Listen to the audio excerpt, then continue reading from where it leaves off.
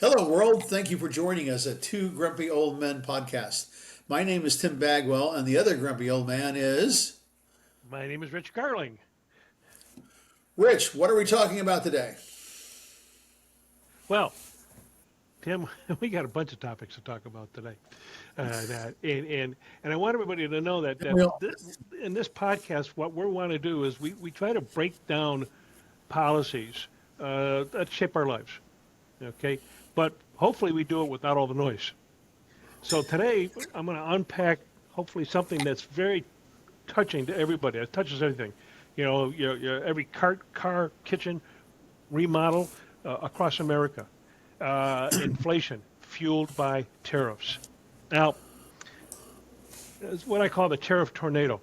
So this is where we're at. Trump's second term trade strategy, what's being called Trump 2.0, has ramped up tariffs on everything from Chinese EVs to Canadian lumber. The White House says it's about protecting jobs. But critics, and us included, a growing number of economists say these tariffs are doing something almost entirely different.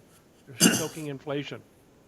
Now, we've got tariffs on things like steel and aluminum, electric vehicles and batteries, European wine, cheese, even Canadian lumber. It's a pretty sweeping regime. And now the global economy is reacting. China's retaliating. The EU is threatening to take us to the WTO. U.S. manufacturers are beginning to sound the alarm on higher costs. I mean, you've got retailers like Walmart who are sitting there and saying, hey, we got to pass this on to somebody. Guess who's going to be? Us. So, according to the Fed, this isn't just academic. Thomas Barkin of the Richmond Fed says tariffs are very likely to drive inflation higher. Jerome Powell was just in Congress, yesterday, echoing that in front of Congress, pointing out that businesses and consumer expectations are already rising, in large part because of tariffs. And a recent Boston Fed study, well, it estimates tariffs could push core inflation up by 2.2 percentage points. And according to them, there's no rounding error in there. So let's talk about how this is for your day to day. They're estimating housing costs, paying for more for lumber, steel, even appliances. That's tacking on an estimated $10,900 of the cost of building a new home. Mortgage rates are staying high. Renovation costs are up. Housing affordability, that's a joke. Groceries are climbing. Tariffs are on imported produce, meat, and packaged goods are hitting your basket hard. Over 80% of Americans now expect food prices to rise because of tariffs, and many are changing their shopping habits or stockpiling. I can tell you right now, Tim, that Gail and I are doing just that. We're stockpiling. Heck, we're even putting in bottled water, and just because of the fact that we can do. I because I have a CPAP machine, I have to use distilled water in that CPAP machine. Well, I also have a dehumidifier here. And guess what kind of water that is? It's distilled water. So I'm taking the old bottles, where I bought it at the store. And mind you, it doesn't cost a real lot. Excuse me. But I'm taking that distilled water from the dehumidifier and I'm filling up those bottles with it. So I'm trying to save pennies everywhere that I can. Automobiles. Now, Gail and I are in the market for an automobile. We come to discover that the car we have is known for using oil. We had just recently had a seal fixed on the engine because it leaked oil. They got the seal fixed. They changed the oil. Now we got 2,000 miles left before the next oil change, and there's no oil on the dipstick. We're like going, okay. that doesn't sound So good. no. So we did some research and discovered that this particular car, and I'm not going to say which one, but this particular car has a tendency to burn oil. Not burn it, I'm sorry, use it. It's not burning any oil. That much I know, but it is using it. And the next step, of course, leads to burning oil, and I don't want that. So we're going Yeah. to go out and look for another car, and most likely, we certainly won't buy the same brand. Okay, but at any rate, Yeah. they're saying that the tariffs on vehicle imports and parts are adding $3,000 to $6,000 to the average new car. Now that's pushing more people into the used car market. And guess what? Prices are rising there too because demand is going up. and supply is not necessarily high. So this isn't just economic, by the way, it's also political. Trump's approval ratings are slipping, with net disapproval ranging from -8 to -21, depending on the poll that you look at. And that's putting some Republicans, particularly in the Senate, in a tricky spot, especially in battleground states. The White House, though, is doubling down on Trump's brand, because if inflation does worsen, it's going to be a tough battle in 2026. So the question is will tariffs protect American jobs or price out American families? Can inflation be controlled without derailing the economy or the president's agenda? So, Tim, Yeah. sorry about that. I needed to put it in context, Right. That's okay. And I know there's more than just tariffs. We got the big beautiful bill to talk about, and immigration. We don't want to be distracted by the great distraction, which is the bombing in Iran. That's what it is. There's The current distraction, which may not be over because you says the mission accomplished, the war's over. Well, when has that ever been true? Oh, yes. Yes, It reminds me of when George Bush, had come out with this, big sign on the battleship that said "Mission accomplished," and it wasn't anywhere near it. Yes, And this, nowhere and is this there. here, yeah. And that, So and that was the first these of are his wars, distractions. Yep. followed by Afghanistan, Iraq, then Afghanistan. It's insane. I was thinking about we're on a near retiree, semi-retired consumption plan, and we bought we had two very small old timey refrigerators, two like dorm room refrigerators, and so in our small home they're taking up a little footprint, and they're old, and we got rid of those and got a imported Chinese almost 5 foot tall refrigerator, just takes up the same space footprint wise, and it was for $279, a very good price, and but it had this would not have cost this. We bought that before the tariffs. Before it was still a twinkle in his eye, and I've kept track of it though, and it's gone up $20, in price, which would not have stopped us. Yet, but still, after a while, you look at things like there's the price, there's the add-on tariff, and then you wanted the insurance on the thing. It's like, well, do I need insurance? Those prices go up far enough, people are likely not to buy the insurance plan, or or not buy at all the item at all if they go up high enough. And we'll see the 90 days. When's the 90 days is almost up, right? The freeze on this, and the Canadians. Have worked out a deal with the EU, basically to, by and large, replace us. The Canadians will not replace us. Well, yes, they will. They're replacing, us with the EU imports.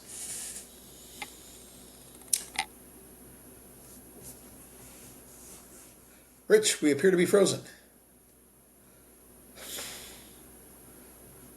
Can you hear me?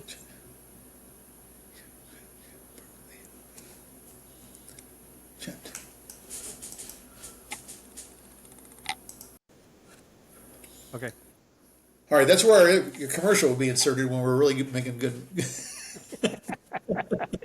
Yes. When we're really doing well, that's where our commercial will be. Sorry about that. So Rich was sharing about his personal experience with looking at buying imported items or items that may be imported by and large. I had shared mine about the refrigerator that we recently bought, a mini fridge, but a tall mini fridge, and which converts to a freezer. Good price. I actually turned it on a freezer by mistake when I first installed it. That was a surprise. Hey, a related story for you. Okay. I think it was about 6 months ago. Gail and I bought a big upright freezer. We used to have one of those freezer chests. Okay, Right. and it was only like 5.5 cubic feet or something like that. I forget. Well, this thing here is like, I think it's like 10 or 11 cubic feet.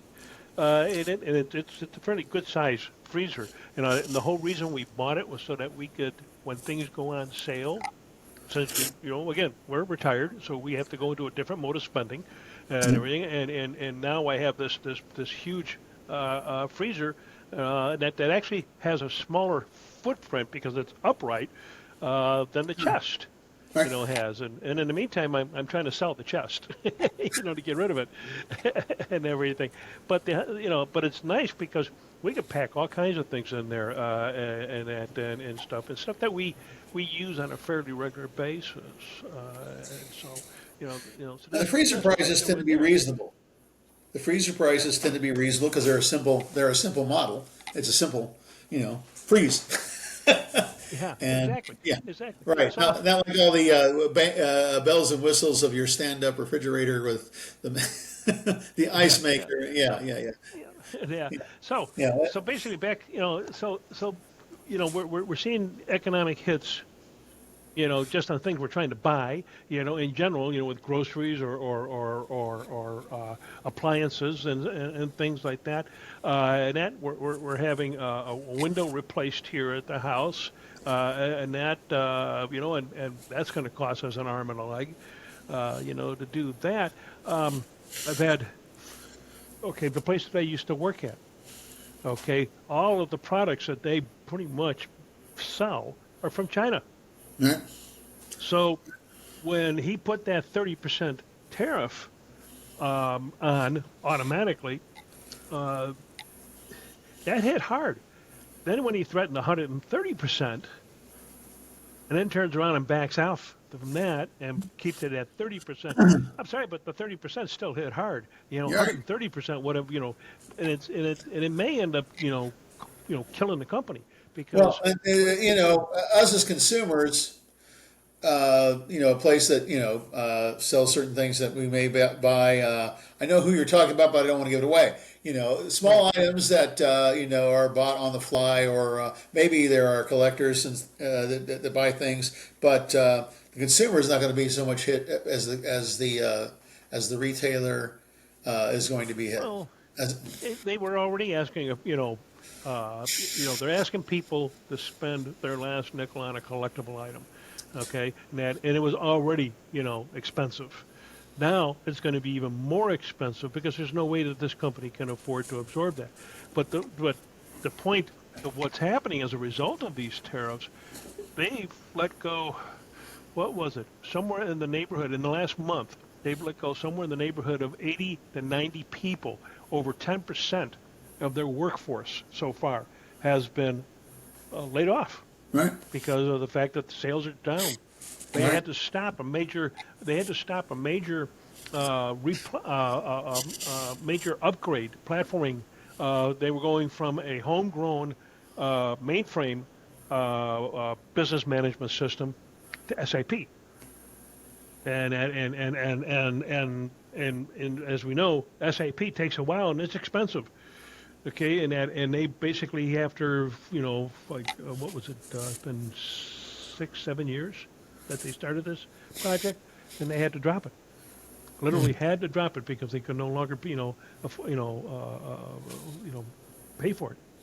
Would be my guess. And right. that they didn't exactly officially say why or anything like that, but and I was kind of a victim of that. What was it? Starting last fall, in which my position was eliminated, along and a bunch of other people's positions were eliminated as they tried to start to cut costs because they could see what was going to happen. Right. What was it? No, last January. Yeah, Right. Right. Right. so Yeah. and that. Yeah. With all the hysterical approach to administration that Trump does, various the hysteria, the con man, the look over here while I'm doing this over here approach Hmm. is problematic. But the what I'm wondering about, and I was reflecting on our roles as IT project managers over the years, and how many things we flow charted in terms of designing a project or explaining a project's flow to management. And I was thinking about this. It actually started when I was thinking about. I have a small library of sort of a history of American corruption. Watergate, the Iran Contra thing, the going all the way back at least to the not all the way back to Teapot Dome, but you could. I have books on that, but also the savings loan crisis. All right, Hmm. and what would be interesting is to chart the development of these crises all right, and chart in particular the corruption, you know. And, they provided us in part with the documentation in the Project 2025. So, and it's a big document. So, so it might be a call for kind of a call for papers. We go out and we ask people, can you chart this aspect of Project 2025 in a flow chart? And then we start flow charting what he's done. What he's done, not necessarily all related to Project 2025, but to see if we can build. I'm just theorizing here. We're probably, you and I are not going to do this, but a call out to the world: can we chart a predictive model of his next move? Ah, I don't know. good luck with that one. Good luck with that one. Yeah, I think even he doesn't know what it is that he's doing, and readily admitted it. yeah, but that doesn't mean we don't know. Yeah, that's true. I We don't know. predict. I We don't can know. try. Yeah, we can Yeah, it certainly could be. try. It could We be. could try. Well, again, if So, it's a group source thing, who gets the prize for the correct prediction? yeah, really, really, I hear you there. Oh my Yeah, God. Oh yeah, my God, yeah. that would be wild. Because So, the prior documentation of the other corruptions, the other corrupt administrations, Nixon being a good example, because so many elite actors were involved.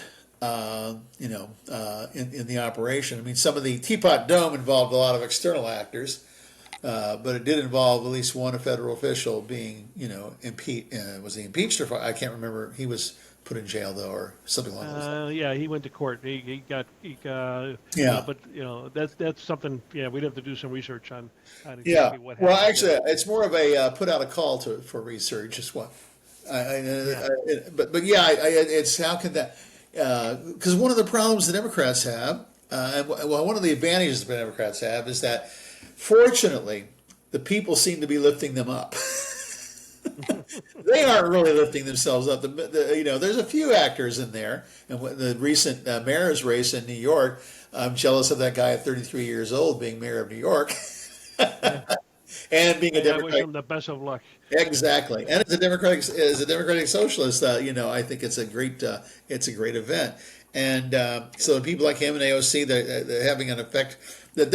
Well, they've been lifted up, Oh, and now with No Kings as an example, and I'm sure No Kings is always going to be the theme, but those millions of people who came out, the biggest demonstrations ever, they're lifting up the movement. They're lifting up the movement of reform and of But it it's becoming wouldn't. a people's movement. Yeah. Yeah, yeah, they're lifting up the party. The party need. It's the old case of I need the Frenchman that said, "Where are my people? Where are my people going? I need to. I need to get in front of them to lead them." You know the. Yeah. Yeah. That's part of the thing is that where. Well, Go ahead. no, Yeah, I'm agreeing with you. yeah, And it's a case of where, and in this case here, the Republicans are obviously doing nothing, and the Democrats need to be led, to do something, right. which is really a shame.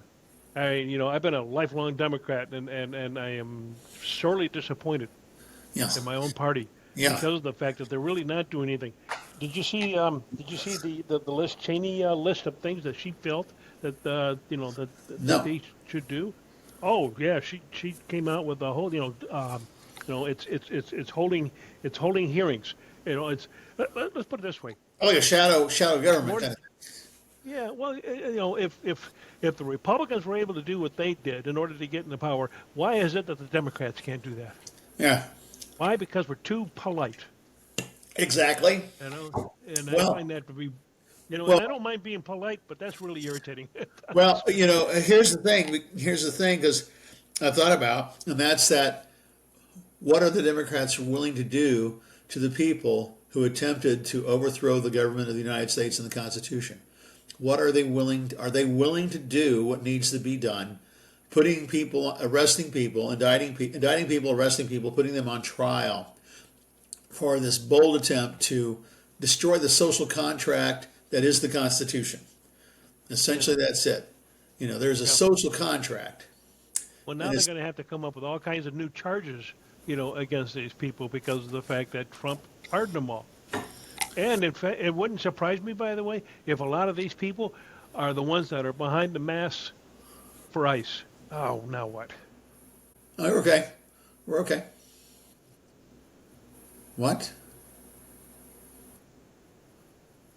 No, I'm. It says it's recording on my end. I see it.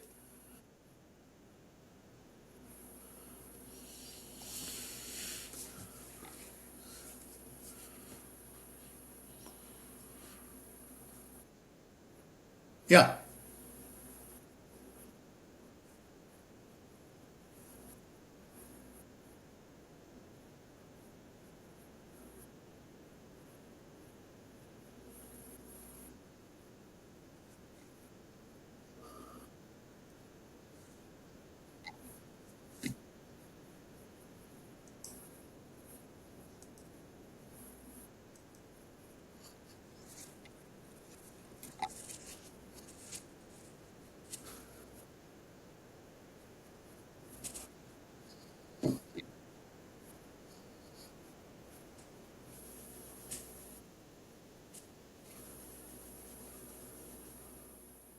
Join with. Thank you so much. Join with a faster computer. We'll take care of that right away. You're gone. Can you hear me?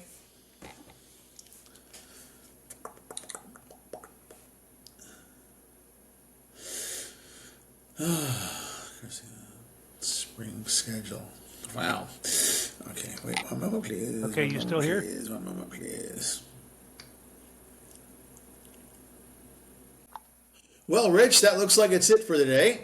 We've covered a number of topics: immigration, tariffs, actually tariffs, immigration, the cost of living, especially our own experiences with the cost of living, and the idea that how can we chart this madness? Unchartable by us, but you would think that the party, needs to get innovative, and it has the technical and financial resources to chart. Meanwhile, the people are lifting the party up. By party, I mean the Democratic Party. By the way, just let me just add a little final note here too. Just an update for folks. The big beautiful bill. Okay, Yes. the parliamentarian has so far said that because it's a reconciliation bill, the Byrd rules. Robert Byrd had set up these rules that when you're doing reconciliation on a budget bill, it has to be about budgets. Right. And so the parliamentarian takes a look at everything in that budget bill and says, here's what goes and here's what doesn't go. And so there have been things that have been taken out of, and one of them in particular that I've talked about in my blog posts, judicial constraints. That's Right. out of the bill, okay, which is really great. There's also some Medicaid changes, too, that are out of the bill at the moment. And that, which I'm sure is going to upset a lot of Republicans in the House, and some environmental rollbacks. There was a provision in there to weaken the EPA vehicle emission standards. That's been taken out. They were going to force the Postal Service to abandon electric vehicles. That's been taken out of the bill. There was immigration enforcement things in there. That's been taken out of the bill. Medicaid change, I just mentioned that already. Federal employee rules. They wanted to, there was a proposal to increase retirement contributions for civil servants who decline at will status, and that was deemed extraneous. and then for the Farm Bill overhaul, any attempt to suspend permanent price support authority, which is of course key to farm subsidies, and that was also blocked. So Yeah. the next step is for the Republicans. Well, None of the. the, Go ahead. the Republicans don't want to do their work, so they try to put everything in one bill, Right. sneak it through, because they Right. know if they were to take these things on one at a time, well, that's work, and in the words of Joni Ernst, I guess she believes they're all going to die anyway. Yeah. Yeah. Exactly. Exactly. So that's it for today, folks. And that, So I'm Rich Carling. I'm Tim Bagwell. Have yourself This a has good been week. Two Grumpy Old Men. All right, Bye bye. bye. I'm leaving.